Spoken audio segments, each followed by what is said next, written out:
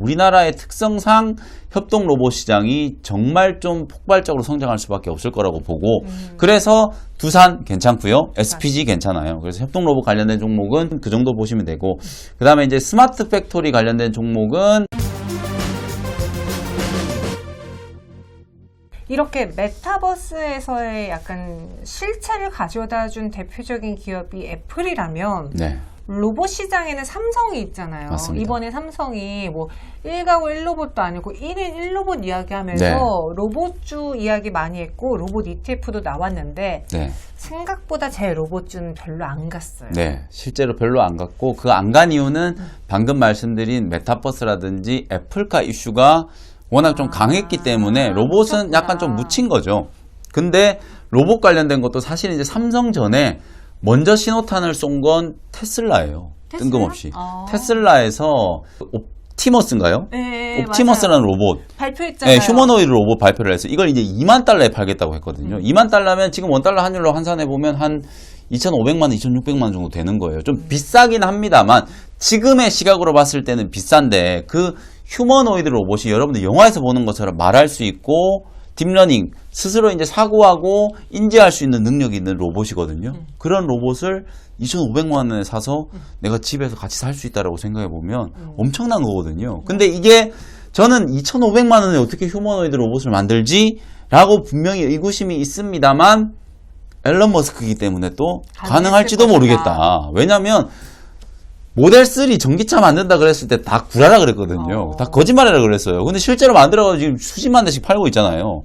그렇게 이제 앨런 머스크이기 때문에 할 수 있다라고 보기 때문에 향후 몇 년 안에 진짜 휴머노이드 로봇을 마치 이제 우리가 반려동물 키우는 것처럼 반려견 키우는 것처럼 네, 반려 로봇을 우리가 데리고 다니면서 서로 대화하고 같이 놀이도 할 수 있고 이런 세상이 올지도 몰라요. 뭐 길 안내해줘 하면은 그 네, 아이가 뭐 당연하죠. 알고. 뭐 그런 건 진짜 아주 좀 기본적인 이제 수준이라고 보시면 되는 거고요.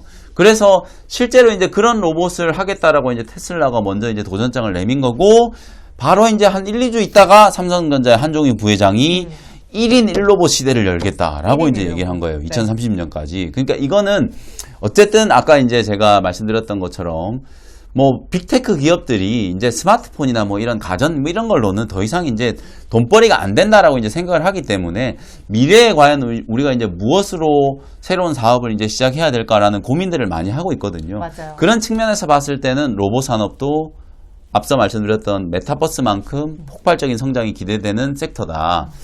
다만 이제 로봇도 요걸 단순히 휴머노이드 로봇만 볼 게 아니고 네. 로봇도 분야가 되게 다양해요. 가전제품 로봇도 그렇죠. 있고요. 네. 가전 로봇도 있고 또 우리가 산업 현장에서 쓰는 산업용 로봇, 맞아요. 소위 말해서 요즘에는 협동 로봇 얘기 많이 하죠. 그리고 공장 자동화, 무인 공장, 삼성이 또 무인 공장 얘기했잖아요. 스마트 팩토리. 그것도 다 로봇으로 돌아가는 거거든요. 그리고 의료용 로봇. 수술할 때도 로봇이 대신 로봇팔. 수술한단 말이에요. 네. 로봇이 수술하는 게 이제 척추 시술, 심장 스탠스, 그 다음에 관절 치료 이런 것들 다 로봇이에요. 그 아마 영상 같은 걸 이제 보신 분들이 많이 있을 특히 이제 무릎 관절염 치료 같은 거 할 때 절개 부위를 이제 의사가 딱 이렇게 해놓으면 로봇이 정말 정밀하게 0.001의 오차도 없이 딱 그 절개 부위 끊어가지고 시술을 하는 영상들이 많이 있거든요. 사람이 절대로 이제 범접할 수 있는 오차의 수준까지 로봇이 해낼 수가 있기 때문에 집도는 사람이 하는 거지만 실제 실행은 로봇이 하는 거거든요. 그런 시장도 분명히 좀 있어요. 그래서 로봇 같은 경우에도 산업 분야가 워낙 좀 다양하고 여러 섹터에 여러 종목들이 이제 걸릴 수 있기 때문에 로봇도 좀 잘 봐야 되고 시기적으로 봤을 때 또 CES. 맞아요. 오늘은 어찌 보면 또 계속적으로 CES 얘기를 말씀드릴 수밖에 없는데 CES에서 또 메타버스뿐만 아니라 로봇과 관련된 이제 제품들이 많이 지금 출시가 좀 될 거기 때문에 관련된 종목들은 당연히 좀 잘 보셔야죠. 뭐 협동 로봇 하면은 SPG 이야기 네, 많이 나왔고 맞습니다. SPG랑 두산 주식회사, 두산. 네, 지주회사 두산. 맞아. 두산이 이제 두산 로보틱스가 협동 로봇 시장에 전 세계 시장에서 한 탑5 안에 들거든요.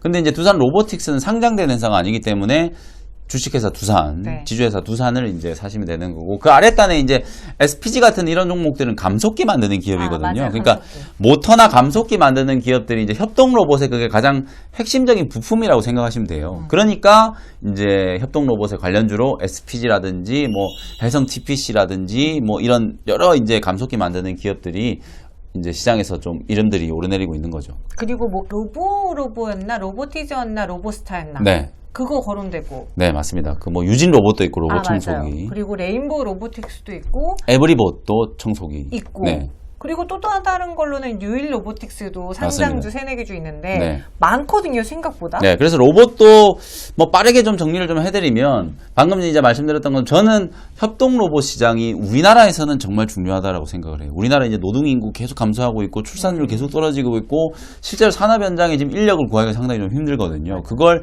로봇이 다 대체할 수밖에 없다. 그래서 우리나라는 어쨌든 제조업 기반의 국가이기 때문에 우리나라의 특성상 협동 로봇 시장이 정말 좀 폭발적으로 성장할 수밖에 없을 거라고 보고 그래서 두산 괜찮고요. SPG 괜찮아요. 그래서 협동 로봇 관련된 종목은 두산, SPG 그다음에 해성 TPC도 이게 이제 국산화를 지금 막 진행하고 있는 기업이기 때문에 아마 이제 국산화에 좀 성공을 한다라고 하면 좀 강하게 부각될 수 있는 종목이니까 협동 로봇은 그 정도 보시면 되고 그다음에 이제 스마트 팩토리 관련된 종목은 포스코 ICT. 요게 포스코 이제 ICT. 가장 좀 핵심적인 종목이라고 보시면 돼요. 맞아요. 더 큰 종목 중에서는 이제 뭐 솔루션 만드는 삼성 SDS 같은 이런 종목들도 있는데 너무 무거우니까 그냥 일단 스마트 팩토리는 포스코 ICT 그 정도 보시면 될 것 같고 자율주행 로봇이나 이제 상업용 로봇 있잖아요. 왜 커피 배달해주고 서빙하고 이런 로봇 만드는 기업들 네. 그런 기업들은 이제 로보티즈라는 기업이 있어요. 네. 로보티즈가 가장 이제 좀 대장주라고 생각하시면 되고 그 다음에 의료용 로봇 만드는 기업들도 꽤 많이 있는데 뭐 고영이라든지 뭐 그런 몇몇 기업들이 좀 있거든요. 그런 기업들 중에서는 탑픽은 저는 이제 고영을 좀 보고 있어요. 고영. 근데 고영은 이게 사실 색깔이 약간 이제 반도체 장비 맞아요. 기업이었는데 로봇 산업을 이제 신성장 산업으로 이제 좀 육성을 하고 있거든요. 그래서 어찌 보면 고영은 반도체는 되게 잘 되고 있는데 로봇 쪽에 이제 투자를 많이 하다 보니까 재무제표가 별로 좀 안 좋아졌어요.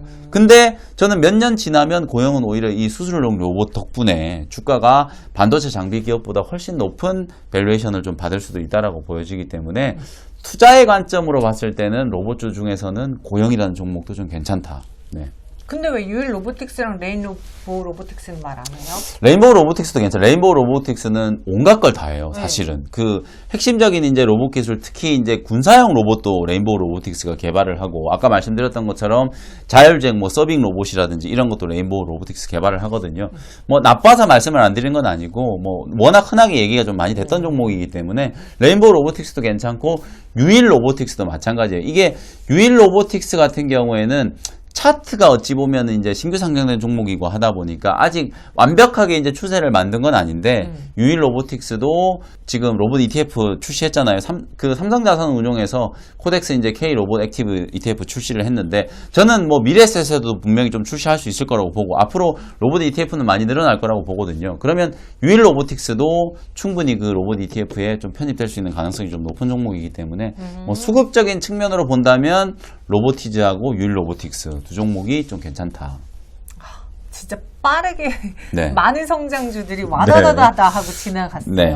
워낙 성장주들에 대해 거는 기대가 크지만 불안할 수밖에 없는 시기니까 네. 많은 분들이 공부를 하실 것 같아요. 그래서 오늘 저희가 메타와 로봇 시장 지금 어떤 걸 봐야 되는지 종목까지도 소개해 드렸으니까 마지막으로 네. 제가 이게 왜 성장주들을 자꾸 이제 강조를 해드리냐면 올 한 해 내내 성장주 너무 힘들었잖아요. 근데 시장에 이제 분위기가 바뀌는 게 여러분들도 아마 분명히 감지가 될 거예요. 제가 최근에 이제 자주 말씀드리는 표현 중에 하나가 긴축 사이클 종료의 시작. 긴축 사이클이 이제 종료되는 단계로 시작했다라는 거예요. 네. 그게 이제 속도 조절부터 되는 거거든요. 그러다 보면 기준금리가 이제 고정되어 있고 금리를 인하하는 시점이 되면 다시 유동성이 풀리는 장이 온다. 그때는 무조건 성장주가 시장보다 아웃퍼폼 할 수밖에 없기 때문에 우리가 너무 또 근시안적으로 투자할 수는 없는 거잖아요. 올 한 해 힘들었다라고 해서 성장주는 안 돼라는 인식을 갖고 계시는 분들은 지금이라도 좀 고치셔야 된다. 어차피 우리가 주식 투자는 5년, 10년, 20년 계속 해야 된다라고 보면 여러분들이 주식 투자를 통해서 성공을 하시려면 무조건 성장주에 좀 관심을 좀 가지셔야 된다라는 걸 다시 한번 좀 강조를 좀 해드리고 싶습니다. 저도 2016년으로 돌아간다면 정연아 그 LNF 팔지 말라고 말하고 싶습니다. 네. 이렇게 성장주의 매력에 대해서 들어봤고요. 네. 저희가 다음에 또 정말 성장주들이 우리가 말한 것처럼 CES 이후에 계속 열풍이 불러오르고 또 주가 수익이 좋다면 리뷰하는 시간 전해드리도록 할게요. 함께해 주셔서 감사하고요. 여기서 인사드리겠습니다. 안녕.